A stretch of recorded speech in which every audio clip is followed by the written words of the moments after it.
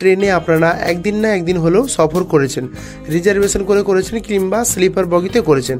যারা রিজার্ভেশন বগিতে সফর করেছেন, রিজার্ভেশন বগিতে ট্রেনে যাওয়া আসা করেন, তাদের ক্ষেত্রে একটা ইম্পর্টেন্ট নিয়ম ভারতীয় রেলওয়ে জারি করেছে। এই নিয়মটা একদিকে কিন্তু যারা রিজার্ভেশন করে যাবে তাদের ক্ষেত্রে কিন্তু খুবই ভালো।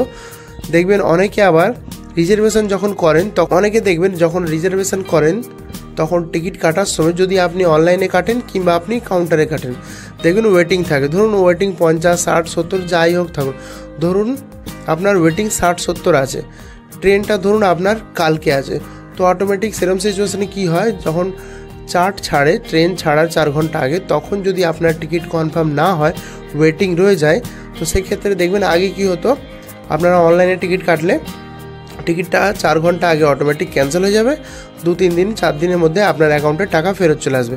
আর কাউন্টারের ক্ষেত্রে কি হতো যে আপনি কাউন্টারের টিকিটটা কেটে আপনার যদি ওয়েটিংও থাকে যাই থাকে আপনি ট্রেনে চাপতে পারেন, আর রিজার্ভেশন বগিতে বিন্দাস আপনি সিটে বসতে পারবেন না, আপনি নিচে বা যেখানে বসতে পারবেন, ইজিলি যেতে পারতেন, আগে যেতে পারতেন। কিন্তু এখন যে নিয়মটা হয়েছে, এখন কি নিয়ম হয়েছে, আপনি অনলাইনে যখন টিকিট কাটবেন সেটা তো যেমনকি তেমনই রয়েছে, 4 ঘন্টা আগে যদি ছাড়ে ওয়েটিং রয়ে যায় তো অটোমেটিক টিকিটটা ক্যান্সেল হয়ে যাবে, 3-4 দিনের মধ্যে টাকা ফেরত চলে আসবে। কিন্তু কাউন্টারের ক্ষেত্রে কি হয়েছে, কাউন্টারে যেমন আগে কি হতো, ওই টিকিটটা নিয়ে আপনি ট্রেনে উঠে বিন্দাস যেখানে খুশি বসে পড়তে পারতেন, আপনার সিট যদি লোকের খালি থাকে সেখানে বসতেন, কিংবা যদি সিট না পান তাহলে নিচে বসতেন, মানে যেখানেও ট্রেনে ওঠা যেত। কিন্তু এখন কি নিয়ম হয়েছে, আপনি ট্রেনে উঠতে পারবেন না, আপনি ওই টিকিট নিয়ে, ওয়েটিং টিকিট নিয়ে আপনি কাউন্টারের টিকিট নিয়েও রিজার্ভেশন সিটে বসতে পারবেন না, কিংবা রিজার্ভেশন যে বগি আছে সেখানে উঠতে পারবেন না।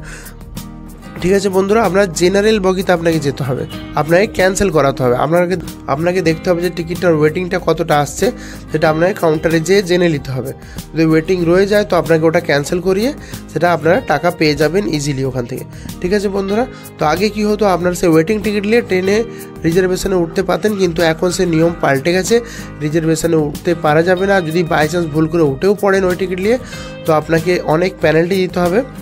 এরকম প্রবলেমের ফেস আপনাকে না করতে হয়, সেজন্য একটা নতুন নিয়ম, এই যে নতুন নিয়মটা চালু হয়েছে, এই নিয়মটা আপনাদেরকে জানিয়ে দিলাম। এরকমই নতুন নিয়ম জানার জন্য, এছাড়া আদার্স কিছু প্রশ্ন থাকলে অবশ্যই আমার চ্যানেলটাকে সাবস্ক্রাইব করে বেল আইকনটা প্রেস করে রাখুন। কিছু প্রশ্ন থাকলে অবশ্যই কমেন্ট করবেন, ভালো লাগলে ভিডিওটাকে অবশ্যই বেশি করে শেয়ার করে দেবেন।